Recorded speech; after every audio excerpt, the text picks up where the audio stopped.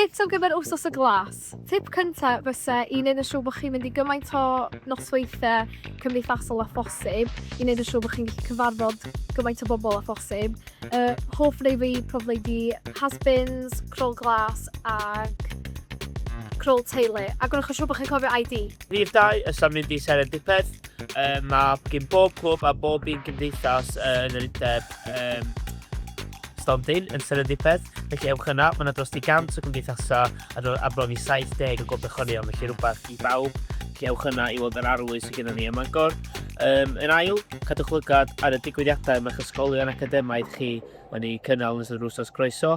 Fydd hynna'n ffordd dda i chi ddod i nabod eich darlithwyr a hefyd ddod i nabod eich cyhoeddion ar y gwrs.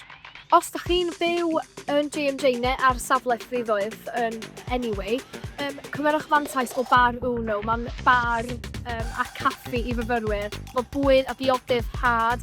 Amser cinio os maen nhw'n gwneud prydoedd, pedair pint, a wedyn y nos ydych chi'n cael sesh rad a karaoke ar nos Iau. Ac yn ola, prynwch pecyn glas.